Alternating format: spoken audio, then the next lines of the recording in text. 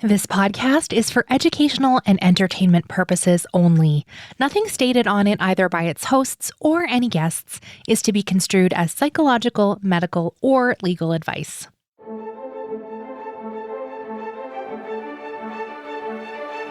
You are listening to Adoptees On, the podcast where adoptees discuss the adoption experience.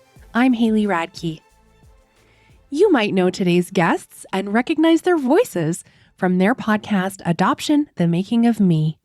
Louise Browne and Sarah Reinhardt are here. Today we hear about how their friendship started, they dish about some of the fights they've had, and how they've sustained their close friendship. We also talk about all the books they've read in community with their audience, and which ones have been most impactful on their understanding of the impact of adoption. I think you're going to love this conversation. Before we get started, I wanted to personally invite you to join our Patreon community over on adopteeson.com/community, which helps support you and also the show to support more adoptees around the world. We wrap up with some recommended resources, and as always, links to everything we'll be talking about today are on the website adopteeson.com. Let's listen in. I'm so pleased to welcome to Adoptees On, Louise Browne. Hi, Louise. Hi, how are you? Great. Good to see you. You too. And Sarah Reinhardt. Welcome, Sarah. Thank you. Happy to be here. It's finally happening. Listen, fellow podcasters, I always say it's one of my favorite things because you get it. Yes. Yeah. You just get it. And our setup was so fast today. So well done, all. I would love it if we could hear a little more of your personal stories. Sarah, do you want to start? Sure. I am a baby scoop era adoptee. I was born in St. Louis, but I found out later that was just kind of by chance because my birth mother her water broke on the ascent out of JFK. So she spent the whole flight in labor. She too was adopted, and she was with her adoptive mother who knew nothing about her pregnancy. The jury's out on whether or not she knew she was pregnant. She told me she knew, but some of the things that I've since found out make me wonder, like she only gained 7 pounds. There was never a prenatal visit. I think I might have been premature. I don't know. I don't know. But at any rate, I was born in St. Louis. Her mother said, "You are not keeping this baby," and she was not allowed to hold me. So I was taken away, and I know that I spent 5 to 6 weeks in foster care, and then I was adopted with my parents, and I raised about 2 hours away from St. Louis in a smallish town called Jefferson City. And then my parents 2.5 years later adopted my brother, no biological relation. And then when he was 5 months old, they discovered they were pregnant with twins. They did an X-ray in 1969 or whatever it was to discover there were twins. So then there was the 4 of us. And when I was 7, and it was pretty, as far as I can remember, I don't remember a lot, but it was a pretty decent 7 years. And then my parents got divorced. And probably the year leading up to that wasn't great. I remember fighting and tension, and my dad left for a while, then he came back, and then they tried again. And then suddenly my mom was gone. And then that was kind of that. And they didn't give us much of an explanation then. We would see her. She moved about 30 miles away and went back to school. And 2 of us would go every other weekend. So I would see her every other week. Briefly lived with her, but that didn't work out. And then she got remarried and moved to Miami, Florida. And then when I was 12, my dad got remarried. And so then step siblings entered the picture. So there was a lot of, when I look back now, for many, many years, because there weren't therapists that talked about relinquishment trauma or adoption trauma or any of that, I put a lot of stock into the divorce. Everybody focused on how that affected and not the adoption stuff. So I conflated a lot for many, many, many years. But that's my story in a nutshell. Obviously, there's a lot deeper stuff.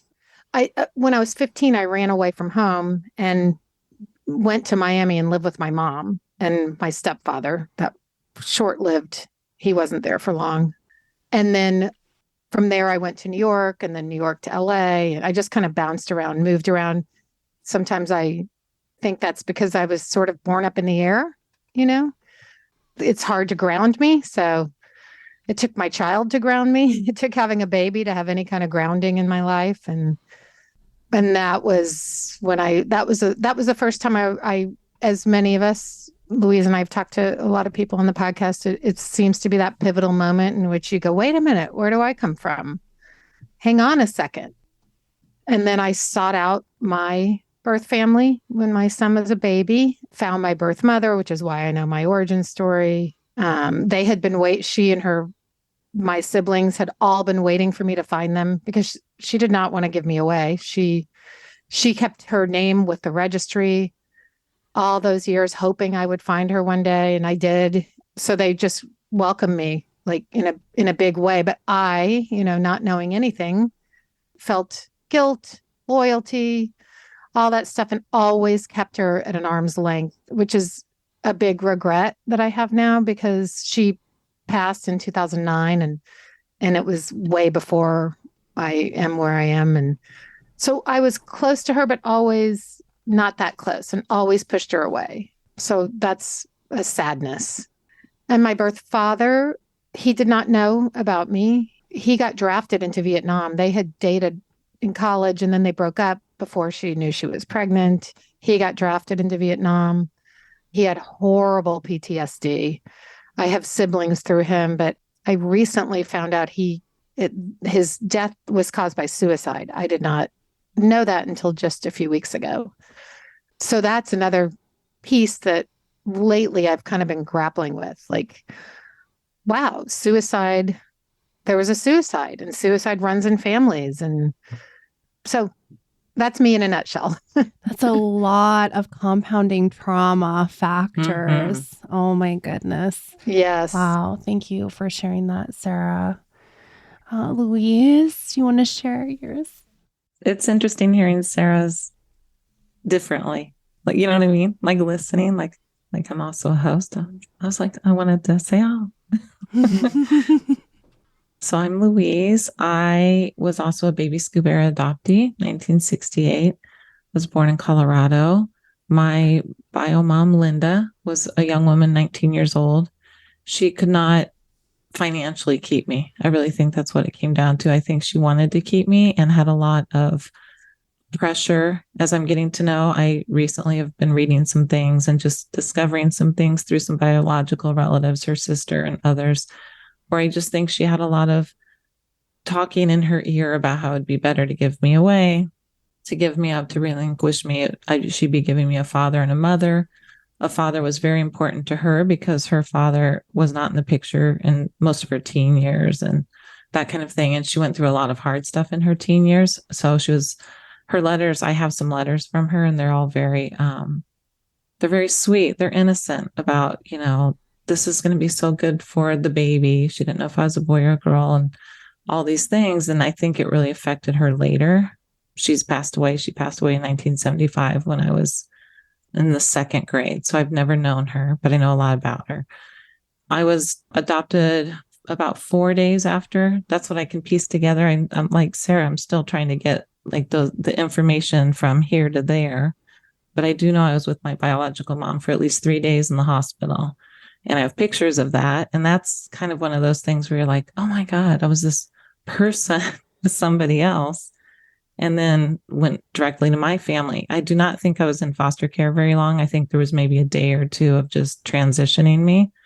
It was a private adoption. I went to live with my parents and an older brother, 5 years older, who is their biological son.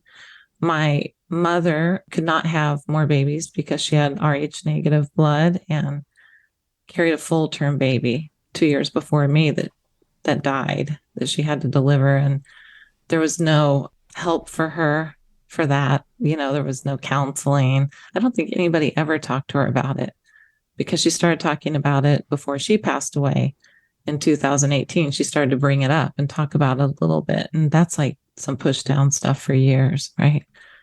So my heart never knew that. It was a weird thing how you come into a family and never really know why you're in that family. So I had a pretty idealistic adoption, as they say, the good adoption. I think you used the word when we met with you, a compatible adoption. Got along very well with my family, especially my father, my mother as well. I pushed back a lot. I think growing up, I thought I was very just off or weird and kept it to myself. Like, why aren't I fitting in? I do everything to fit in, observe, watch, mimic my older brother. I was in awe of him, all my relatives.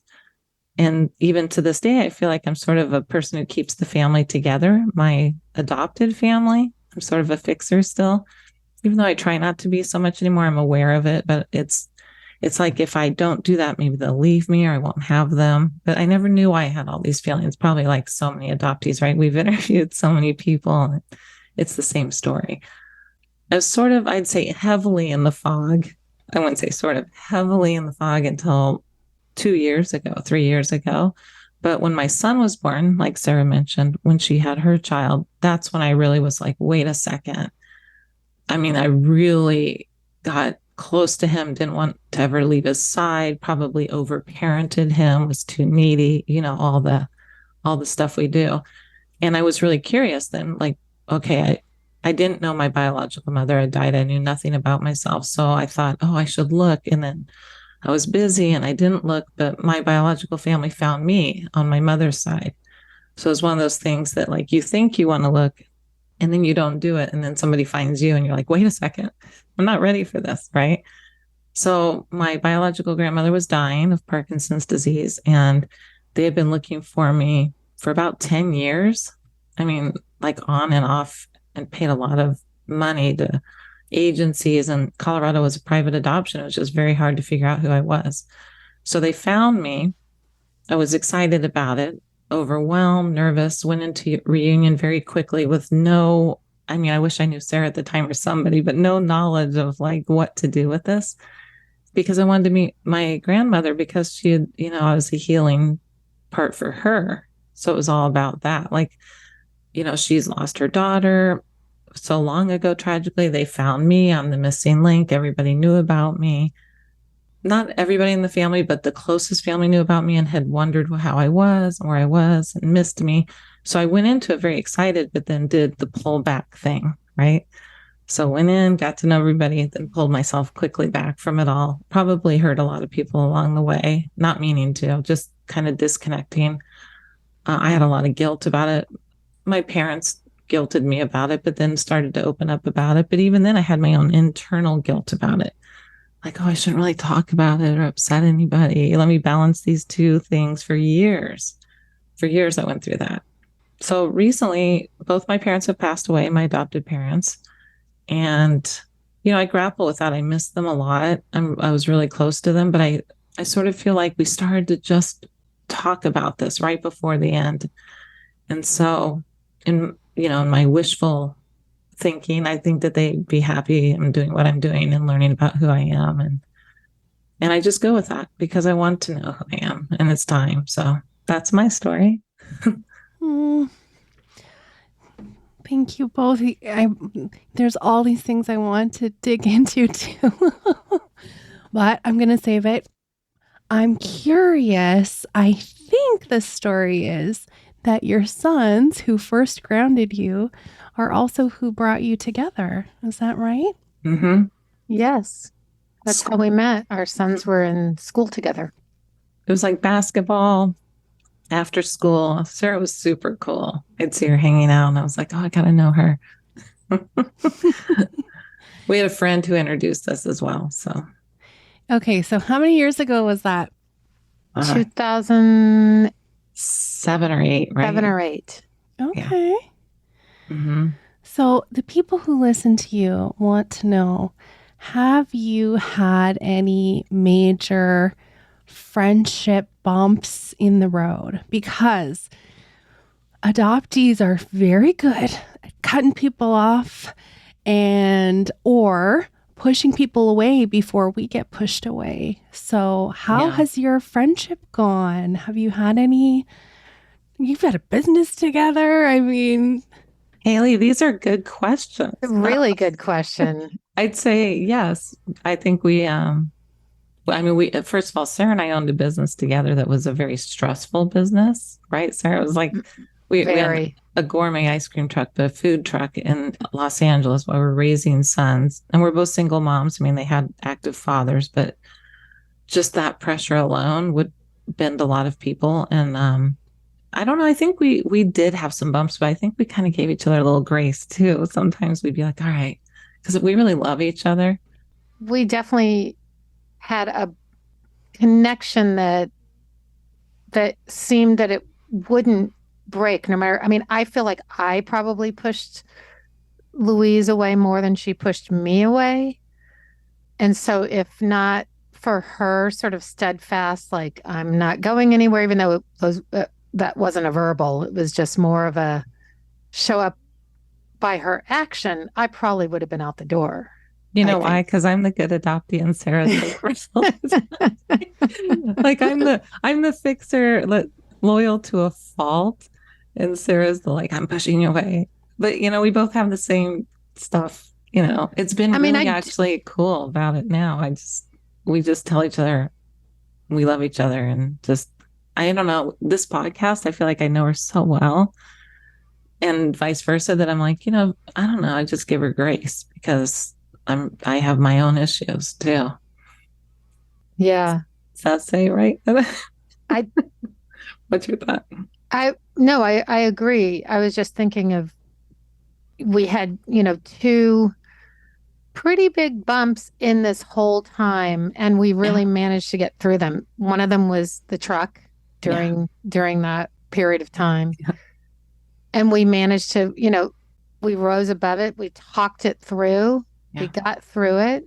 And then another time was, I don't know, what was it, 6 months ago or so? Yeah, when we started to just get super busy with the podcast, and, we're both working full time, because you do this for a living. We're working full time trying to have a podcast, super busy. And we were just like, but we stayed on the phone. We're like, we talked it. Louise was like, don't hang up.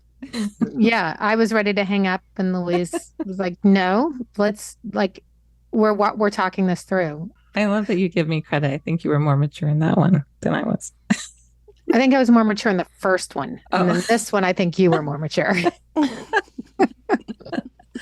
Yeah, we worked it out, I mean, it's pretty cool because we've done 2 really ambitious projects together, and I couldn't do them.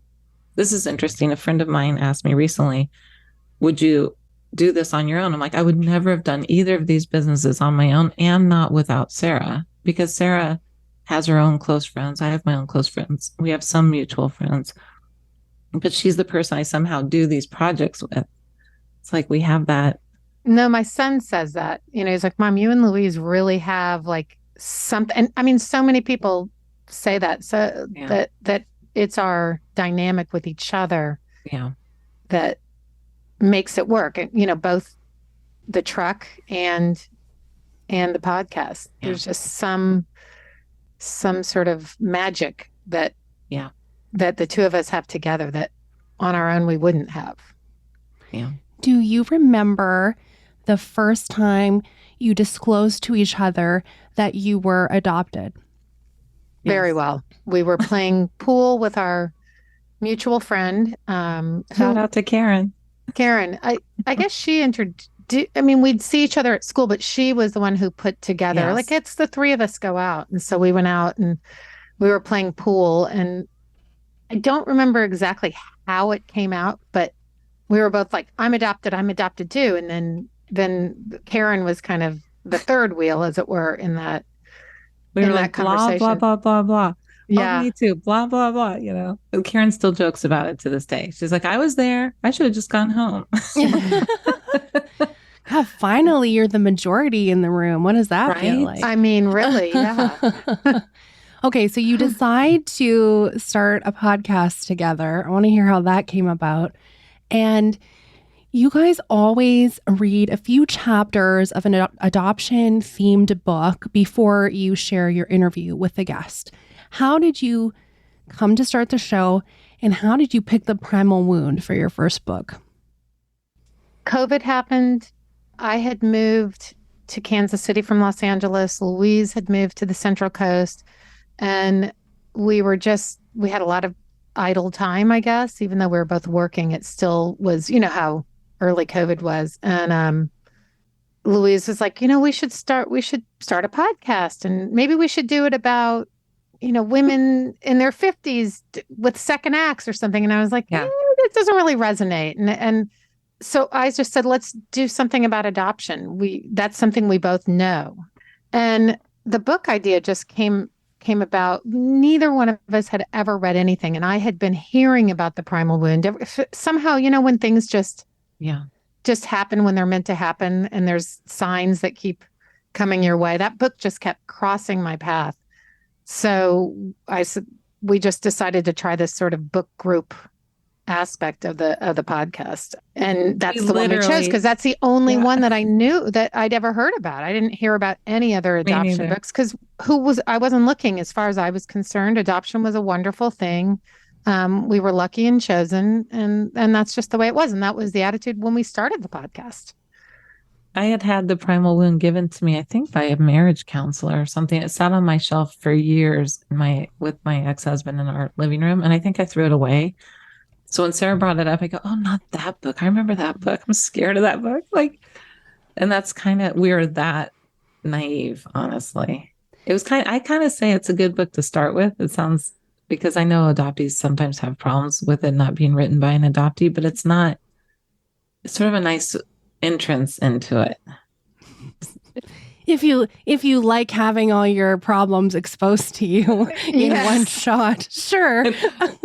We went through exactly right. It was but because we've read many things since that I think would have been a harder thing to tackle, right? I don't know. It was hard as it was. Yeah. I mean, I think that we chose that book because it was the only one that I'd ever heard about adoption. I'd never heard anything else. I'd never heard anything but positive stuff about being adopted. And but then I read about that book and was like, we should tackle this. And then we did. And I still remember texting Sarah from the back porch going, oh my God, 2 chapters in, maybe. What, rereading things. This makes sense about me. You know what I mean? Do you resonate with this? We're kind of it was weird being in that position. I don't know, at that age. Mm-hmm. Right? You kind of feel naive. What? How did I not know this? Yes. So as you're reading Primal Wound chapter by chapter, you're also interviewing adopted people. And I think you do a couple of other Constellation members at first. What are the things that are sort of let's call it clearing out some of the fog for you? Is it more the book? Is it more you're texting each other being like, can you believe this? I'm just like this. You're just like this. Or is it hearing story after story of people that have unpacked a few things, maybe a little further along the way than you? What was it? Is it all of those things? Yeah. I think it's a combination of all of those things, because you're right. In the beginning, we were like, you have a relative adopted? Come on the show. I mean, we really literally we didn't know anybody. I mean, we knew other adoptees. They didn't all want to come on either. They didn't want to come on. And so our first guest after the two of us talked to each other was a woman who was the sister of someone that I lived across the street from. And then, so I think initially, our first guest isn't necessarily unfogged. I don't think. I think, still thinks of adoption as a wonderful, wonderful thing. But as we went on, then I don't know, it must have been midway through the first season. And each chapter we read, we're like, oh my God. And then, kind of starting to connect the dots. And then I think we had a few guests that were really gracious with us because they were further along than us. So they were very gracious to have been on with us and been patient with us and, saw us going through this, coming out of it ourselves. We had a lot of support from the adoptee community right away. People were kind. And I think also one thing, Sarah and I remember a conversation we had where I think we were going to have a birth mother on and she canceled. Something happened, but we both said, we should just speak to what we know because it is a sensitive subject too, right? So what do we know? We are adoptees. We can say we're an adoptee. We can speak to this, even if we all have different feelings or different ways we come about it. And so we narrowed it down pretty quickly that maybe we shouldn't be having the whole triad on, and that's not our role. And just some things would come up. I think we started reading more articles. I mean, just as it went through, we narrowed it down pretty quick. And guests would tell us, Yes. we had a guest say, you should read Journey of the Adopted Yes. Self. And, I know it's talked about in the Primal Wound as well, or Betty Jean Lifton is. Yes, I think there was a moment when we had an adoptive father on and he said something. And I really feel like that might have been my coming out of the fog, like really no turning back moment. Yeah. When he said they celebrated Gotcha Day. And it was just, I had such a visceral reaction to that. And I think shortly after that, I think we said like, Yes. okay, we're just going to have adoptees on going further. Yeah. But that I really, now that I look back, remember that was it where it probably showed on my face too. And I think said we something like, I don't, and we don't celebrate that or, something. So yeah. And then that was it. No turning back. Yeah. We don't even say it for our dogs, really. No.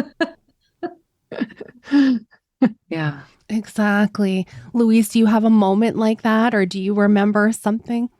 It was pretty much the same moment. Sarah and I were texting each other like, oh, and then should we air this? I mean, he was a sweet person who was open. He was open actually to us talking to him about it. And he said, I want to learn about this because of the situation he was in. And I think that's when we kind of got on the phone with each other and said like, okay, we need to focus on our feelings about this now and what we know. And we don't want to do that. It's been, years and years and years of everybody else's voices. It's adoptee voices that we want to hear and have told and be a part of. Yeah. So, and even though we were in the fog, I do think Sarah and I throughout our lives, we've talked about it. We've had moments where, I used to try to tell people, what it's like when you're adopted and people don't listen. So then you're kind of just quiet, like, oh, where you have, so we started to get stronger with our voices. Like, okay, hello, been saying things for years. And now I'd like to say things, and not be so worried about everybody else's feelings, really. For me, and maybe for Sarah too. So, we're always worried about everybody else. So you've got over 80 episodes, I think, right at the time we're recording this. And I've done a couple hundred. We've talked to so many adoptees between all of us. And over the years, I've been podcasting for 7 years now. I'm going to call myself that, I feel like I've become radicalized. So I definitely was critical of adoption in the beginning. I don't think I was fully realized all the complexities behind everything and the money machine and all those kinds of things.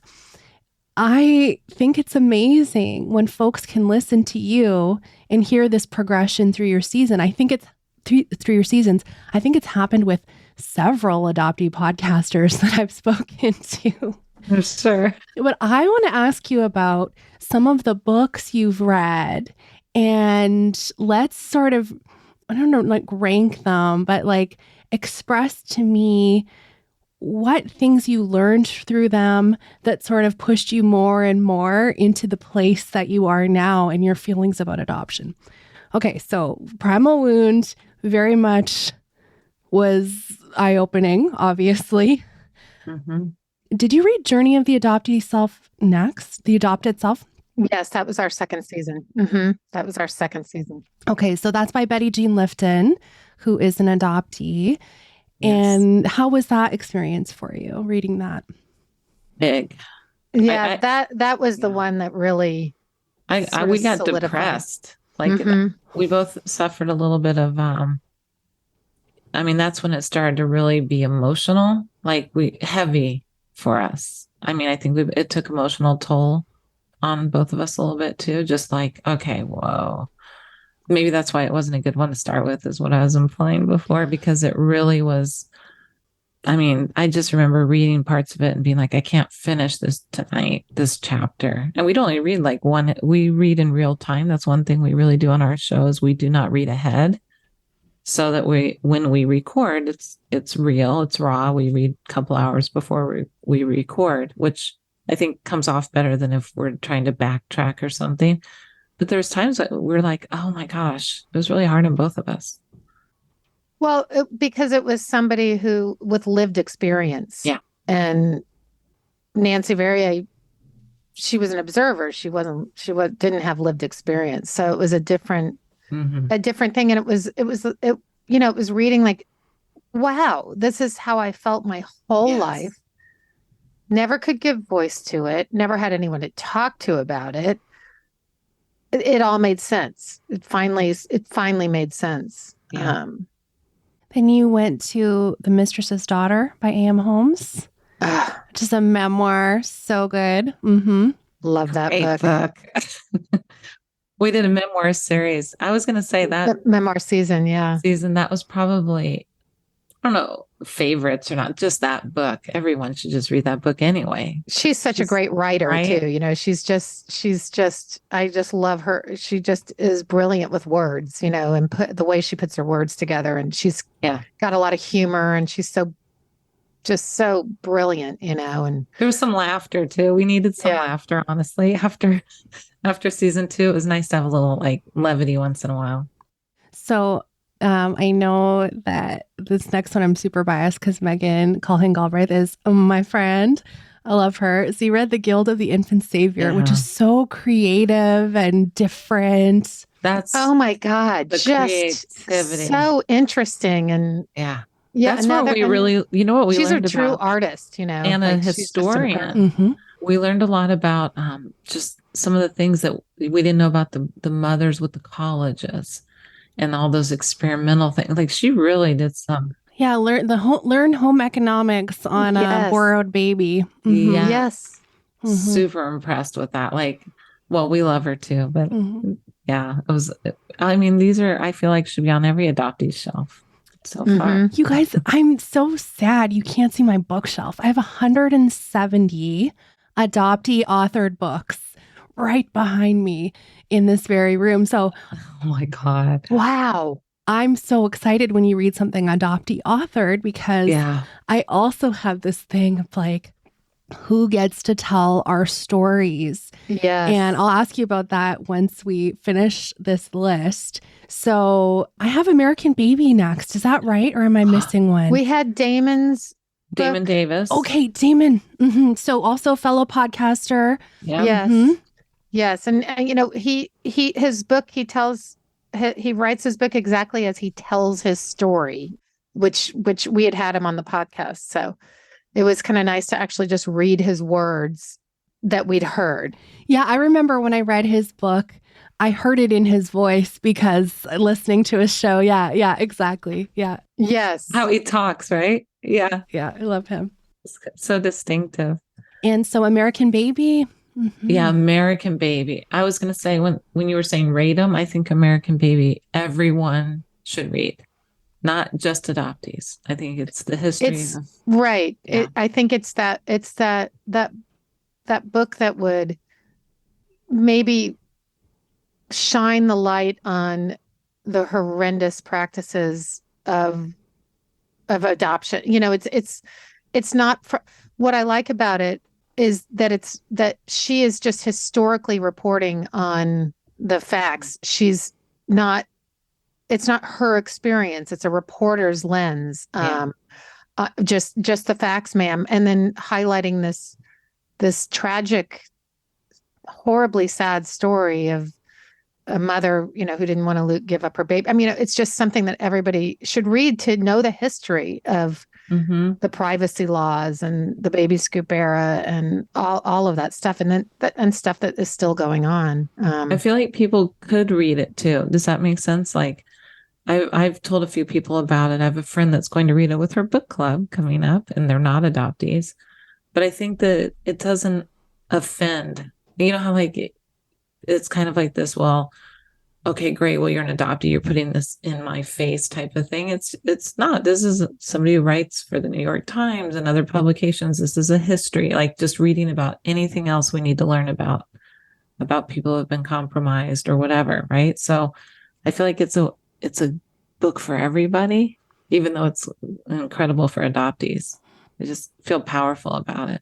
Lends more credibility to it. Well, that's what I was going to say. Right. In terms of out in the public, in the world, right? Mm-hmm. If you want to tell somebody about what the adoption experience is like as an adoptee, or as someone in the triad, being Margaret, the mother in the book, and David, the son, it's not coming from, I know that there's some criticisms that adoptees are angry and get over it. And, I feel like this book would give people do you know what I'm trying to say? I'm sorry. It would actually give them the reasons that they might be angry. They'll go, oh, they should be angry. This is not okay. Right. Like what she's saying, it's putting it out there. I just think it's a powerful book. I mean, it's putting it out there from a journalist, from someone who's a journalist and telling the story as an observer, as a journalist, not like Nancy as a adoptive mother.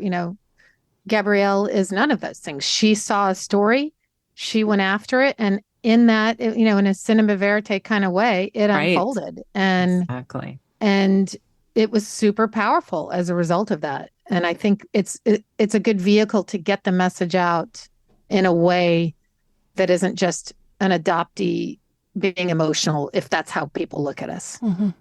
And Sarah, you're a journalist, right? You're trained as a journalist? Well, no, I used to do some magazine writing a long time ago, and I'm a writer. I did like screenwriting and TV writing, and now I'm doing like essay writing. So okay. Storyteller, yes. Yes. All right. And now you're reading, actually, by another adoptive mother, The Baby Thief, the story of Georgia Tan, who lots of people don't know about. And wow. Right. I mean, so eye-opening. It's really a hard read. It's we were like, why can't we move on to an adoptee book right now? Because we had our Patreons vote on our season, which was kind of neat. It's also very important. I mean, it's just so horrific. And really, Georgia Tan is, she's the reason a lot of adoption practices are the way they are now in the United States from that historical happening with her. So it's an important book as well. Like closed records. Yep. Right. Yeah. Mm-hmm. Closed records, the narrative. Just the narrative. And it's called The Baby Thief because she stole children and sold them, and besides that, horrible practices within that. I mean, it's not a fun read. That's for sure. None of these are fun reads, but it's a hard read. No, that's what I find too when I'm reading. I was listening to a smutty type of thing last night on my walk. And I'm like, it feels so good to just listen to this because it's deep work, right? It's indeed. Yeah. I did hear they are making a movie out of The Baby Thief. Yeah. God. So there will be someone I work with actually had said, oh, I didn't realize Georgia Tan was a real person. She'd read a novel where they used Georgia Tan, used her real name, but she thought she was just a character in a book. Like, she was a real person. So, yeah. Interesting. I wonder what impact that will have on the public's view of adoption then, just depending on the framing. Gosh, it just feels like, you know what it feels like? It almost, these times, if I can use this analogy, maybe it's like it feels like how in the 60s, 1960s with all the, civil rights issues and Mm-hmm. this and that, and it still has been another 50 some odd years, and it's still, slowly. I feel like that's what's going to happen with us. There can be a ton of information out there. It's just going to take a while to really have people admit it, I guess, is Mm-hmm. really what I'm sure, I think we talked about, we've definitely triggered some adoptive parents with our podcast.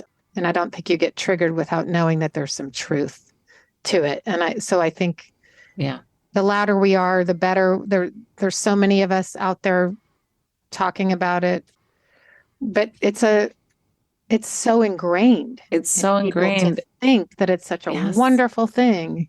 We see That things now, and I was all bent out of shape recently about a Dateline, right? Like, because it was a Dateline, and they were highlighting a boy who killed his adopted mother, whatever, and he was adopted from another country. But it was all about this bad kid, and I saw such a different story with it because after watching, and this is Dateline, but I was like, going to write to Dateline. Hello, you need to investigate the other story. It's funny how you see things now. Movies we used to like, things in the media, the Hollywood ending of Reunion, or just, movies that I used to be like, oh, that's such a good movie. Now I'm like, ugh, no, it's not. Mhm. So many things are ruined. I know. Ruined. So many things. I mean, I loved Juno when it came out. And now Juno. I'm just, eesh. Mhm. Yeah. Right? Yeah. Yeah. So, what are your thoughts then? I guess we explored a little bit when you were talking about American Baby about who gets to tell our stories and why isn't it accepted when an adoptee is sharing that story? Megan's Yeah. book, we were calling her a historian. She's uncovering some of these same expose things that are credible about the Domicon babies, for example. Yes. Mhm. I don't know that people want to hear about not fitting in families, or that you were depressed, or the things, I really think people do think still that babies are blank slates. And if you give them love, love is a great thing. There's nothing wrong with giving a baby love in a home. But I think that they don't want to hear that the child's going to have everybody wants to know who they are and where you're from. It's a natural thing. So even if you're in the fog or not in the fog, you're an adoptee, you wonder who you are, right? And you have almost all of us have the same patterns and little things that we do. That's why adoptees meet each other and go, oh, and you just get each other. And you can't explain that to other people. And I think it's a really hard thing unless you've been through it. How do you explain it in a way that people can hear it without turning them off or making them feel bad? Or because it would be nice to have conversations where people could talk and not be angry. I mean, we've had adopted parents write us who are thank you for doing this. This helps me, because they're reacting differently in their home to their child. And we've had the exact opposite. So, I mean, as we know. But to your question about who decides who gets to tell those stories, I mean, I guess it's just an individual decision. We Yeah.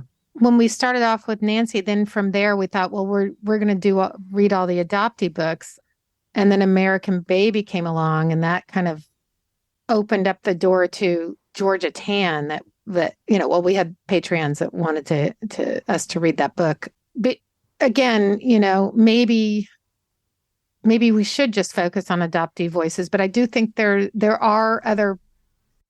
If we want the message out into the mainstream, maybe we have to be open to also reading about. I don't know that I would do in terms of, I don't know that I want to, maybe in retrospect, I understand people's beef with Nancy Verrier's book. I understand that beef. I don't hold that in the same category as American Baby. No. Again, because it was a journalist telling a story, if that makes sense. It wasn't an adoptive mother with her own feelings about it, if that makes sense. I know you haven't read it on air. I don't know if you've read The Girls Who Went Away. I think That's on maybe our stack. next. That's or one one of of the our- next. Okay, because this is a story of all these the baby scoop era and Yep. voices of mothers of loss, and it is written by Ann Fessler, who is an adoptee. Right. And so that's the twist on, it's an adoptee who's going to tell the mother's story, right? And I think it's really interesting and nothing wrong or right either way. It's just up for discussion. And I agree, there's so much criticism on the primal wound for that. And I mean, I used to tell people like that was the book we recommended it so many times on the show. And now we have so many other resources. It's like, Yes. there's riches everywhere. It's kind of the ground floor, isn't it? Or the entryway into it. For a lot of people. Absolutely. And I'm grateful to that entryway, because if I didn't read it, I wouldn't be where I'm at. And so I think there's room for a lot of it, right? You were saying that you're radicalized, which I think happens, right? I do. I also think what Sarah's saying, you have to have a lot of different ways of communicating out there with other people about this topic. And sometimes I feel we're all in our own little, in general, just in the country, we're all in our own little vacuums, right? Like, let's talk here. But I did like American Baby because it was like something I could send to my brother, could read that and be like, oh, wow, this went on. And then he and I could have conversations that are different, if that makes sense. Mm-hmm. And I don't know that he would get it if I sent him Journey of the Adopted Self. He'd be like, I'm not reading that. Like, it wouldn't relate. So I think for adoptees, there's reading, and for everybody, there's reading. And maybe eventually it's all the same. I don't know if I'm making sense, but I'm so deep in. I have no concept anymore of which book did which thing to me, because when you read so much, like before I have a guest on, if they have a book or books, I've read them. I have read so much. like my friends make fun of me because sometimes I'll hesitate at calling myself an adoption expert, and they're like, okay, who else has read that many books on adoption besides adoption scholars? So yeah. Anyway, thank you for your thoughts on that. I know, people have all kinds of opinions. Yeah. My last thing before we do recommended resources is I did want to touch on representation. And, we are folks with a platform and we've built it and we give people the mic. And when I started my first season, I was very hesitant on interviewing anyone who had a kind of a different experience than me, whether that was someone who is internationally adopted or, most of the guests I had were white people adopted to white families. And we talked about the complexities of that. Not all, but most. And so over the last years, I've worked so hard to spread my platform to many more people. And I have people apply to be on the show all the time, which I'm sure you do too. And there's also this responsibility, I feel, for vetting people and not platforming harmful people. So do you guys have thoughts on that? What you've seen in the space, what you've been working towards doing, things about just making sure we are sharing our platform in a responsible way. And I think we have a duty to the community to make sure we hear from all voices. I feel like we've had a couple people on where we're like, where we're like, oh, should we tell that story? Or you kind of catch yourself mid-interview like, oh, but then we're like, this is their story. Everybody has a story to tell, right? So I think we've been pretty good about, we would like to get anybody's perspective. We've tried to get actually more perspectives, and I've interviewed people from all over. But even recently, we had a guy on from Scotland, and some people are like, well, I don't understand him as well, but people in Scotland do. And they like to hear from the Scottish people as well, or whoever it is, right? We have had some situations where we're not sure it's going to be what we want to say, but we're like, okay, if we ask the right questions and don't put our opinion on it, they're still allowed to tell their story. We haven't had any real haters. Well, Sarah can speak. Well, not since we went adoptee only, but definitely in our first season. This is how naive we really were. We had a adoptive mother on who had a savior complex, and we trashed the interview. We didn't that even and that was pre-fog, honestly. And but we knew, like, this is not. Well, it made us both feel weird, actually, just internally as adoptees. And so, I mean, we've had a guest here and there that, maybe is, what's the word I'm looking for? That angry, rightfully angry, but they have the right. We try to make a safe space for people so that if it seems like it's going to go south, we try to give room at the same time of reining it in, if that makes sense. But yeah, I mean, there's so many voices out there, and it's we, like you said, I mean, a lot of our listeners are similar to us in age, in the baby scoop era, white women. We have that's the majority of the people that reach out to us. And how do we get to other voices? It's kind of hard to get to those other voices sometimes because of who we are. Maybe, I don't know. I always think, I wonder who's listening that isn't saying they're listening, right?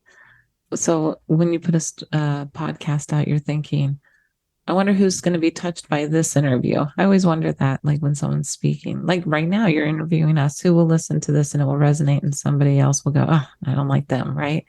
But it's an interesting thing, because I think women in general speak up more and want to come out and tell their stories more, just being, with the language, and they're podcast listeners, the whole thing. So it's hard to get other people in, but when you get them, they're excited. It's exciting to have someone tell their story too and feel safe with you. It's like, oh my gosh, this person trusts us. I always try to remember that each time we interview anybody, like someone's trusting us with their story. This is so big. Sometimes we're the first person they've ever told for people. I had lunch the other day with an adoptee who was coming through Kansas City, and she'd been on our podcast, and she's like, that's the first time I've ever talked about it, even to her friends. She'd never talked about it. And that is, then you just think, wow, that helps somebody.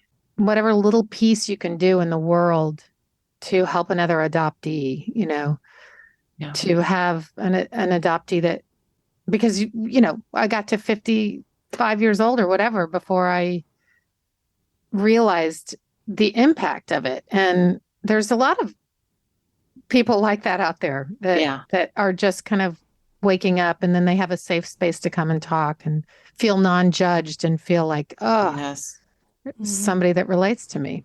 Definitely. Well, I will just say I will continue to challenge myself and challenge other adoptee podcasters to make sure we are, sharing from a wide perspectives and from people from other communities too. Not adoptees, only adoptees. No, we've had several international adoptees, and again, it's like we go through. Probably you go through the same thing when people apply to be on, and Louise and I might have to have a conversation about, okay, maybe what we've been doing is first come, first serve, but maybe there's a better way to go about it. And maybe there's a better way to reach out and find those voices that that have not been as represented on the show. It doesn't have to be first come, first serve. Why did we decide that? We can revisit that. It doesn't have to be that way, you know? Yeah, there's so many podcasters. I don't want you to take that as you guys aren't doing something. I don't mean that. I mean for all of us. No, but you're having this conversation is just, It's kind a of light bulb. Yeah. like, let's have that talk, because we had a woman in season 2 who, I think we were doing like a season 2 mid interview cute poster thing. And she said, oh, I don't see that many people of color on there. And I said, and she's an adoptee. And I said, would you come on, please? And she's like, oh, okay. I didn't know. I'm like, no, please. Like, and spread the word, because we're trying to figure out how to spread the word too, with our limited means and our, just Sarah and I at night, how are we doing our social media? You do all this. It's a lot. Okay. Yes. And I think like as hosts, then we have extra work to do as white ladies to make sure we are doing our anti-racist work and asking good questions and all those things to make a safe space. Right. And I think you guys are excellent at doing that. There's others that could improve. And, we're always improving. Anyway, I want to encourage folks to listen to your show, Adoption, the Making of Me. It's so well done. I love how you have the book. Thank you. The book discussion up front. You're really taking people on a journey of learning about different things through your eyes and through the eyes of the authors that you share. And then you share an interview with a fellow adoptee for most of your episodes, their personal story, and all those like things that we love to connect to, and we can always find something to relate to. I think you guys have great questions. I think you're very empathetic. I think people that like this show will probably like your show. It's very relatable. Yes. Thank you. It means a lot coming from you, because we think very highly of you. And to your listeners, you're going to be on our podcast coming up. So that's exciting too. But it's very, it means a lot coming from you actually, because you have been in the space for a long time. I think Sarah called you the godmother of the space. And that's kind of like, to us, you put out great work, and you do great work. And we've heard it from a lot. When we were first getting into this, we heard it from other people. They would talk about you to us.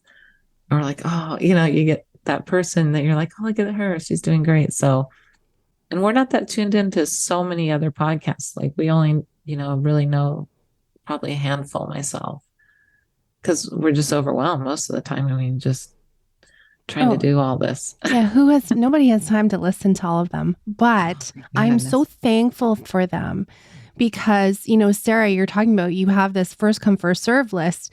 You have so many people apply to be on the shows, and we just don't have enough time in the day to interview everyone. And so it's amazing that there's more and more places for people to go and have their story be heard, even for the first time. Yeah. Very special. So, what did you guys want to recommend to us?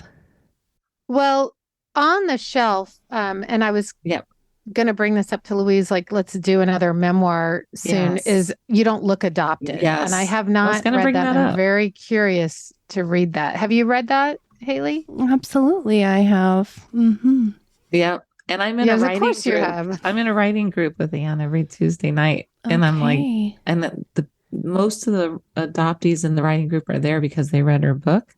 And I'm there because we know her, because we've had her on the podcast. And I'm like, I'm reading this year, but I didn't want to read it without Sarah, because it's one of the books I want us to do. So I'm like in a holding pattern. Oh, okay. Yes. I think from what I've heard from a lot of adopted people who read her book, and I agree with this, is a lot of people will read it and think, oh my gosh, this is how my brain works. Right. Yeah.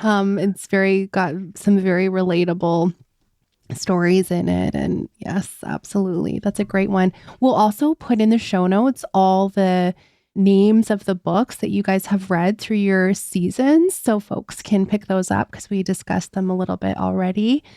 And great recommendations. Also, can we recommend, I think also just having the platforms that are out there, like Fireside Adoptees, there's certain things that I'll even look at for 2 minutes every day and just be like, oh, it kind of resonates and makes your day feel better. Things like that. Like, it doesn't have to be a book, but just resources. I think there's so many resources. There's lots of resources. Adoptees Connect, yes. Fireside Adoptees. Gosh, there's so many. Yeah. There's a new podcast about adoptees at work. Yeah. And it's all about how you come to work as an adopted, how, like, obviously every area of your life is affected by this event that occurred at birth. And how does it manifest elsewhere? Yeah. And she's focusing strictly on how we show up in the workplace, which is valuable, very valuable. There's some really cool, just new things out there we've been seeing. So just the resources, Joe Saul, everyone tells us about him. And anyway, those are some things to recommend. Your podcast, can we put that on the list? I think they're all already listening to that. We'll put links to all those things in the show notes. And where can we connect with you guys online, and where can we find your show? Our website is adoptionthemakingofme.com. On Facebook, we're the same. Twitter is, you just put us in the search bar. We're all over. Anywhere you get your podcast, pretty much. Yep. Yeah, we don't have any exclusive deals. Is there a lot of money in adopting podcasts? Guys don't have big advertising deals yet? Oh my gosh. Oh my. Exclusively on Spotify. Yeah. No. We did That's try. Some podcaster humor for anyone listening. Just Can I tell a funny story about that? When Sarah and I started, you may know this, we were in our closets, okay, for good soundproofing. And we tried to get, you do that where they try to give you can get advertisers, whatever. We kept trying to get a clothing thing because we were in our closets, we can wear whatever you want us to wear. We're also on YouTube, right? So nobody bought it. Nobody cared. No. I did turn down an advertising deal. Really? Yes, for ethics. I was so unhappy with the way their business model was, and it was something for adoptees. And I was just like, no, thank you. Really? So, Good for you. Yeah, we haven't been there to have that turned down yet, but if we don't have our adoptees as the highest cause, what do we have left? Exactly. And we did, that's not true though. We did have somebody reach out and say, this adoption, I don't know, it was a bunch of websites or newsletters for adoptive parents. And I said, I don't think you quite understand. We are not, we don't celebrate National Adoption Month.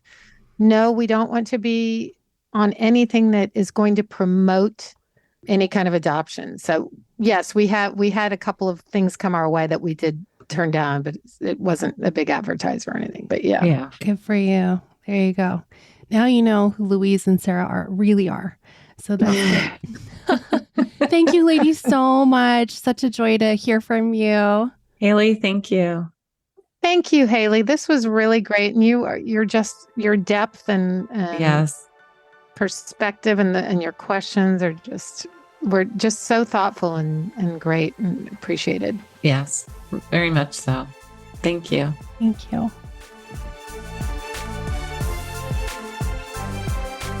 Oh my goodness. They have such a great energy. It was so amazing to talk with them.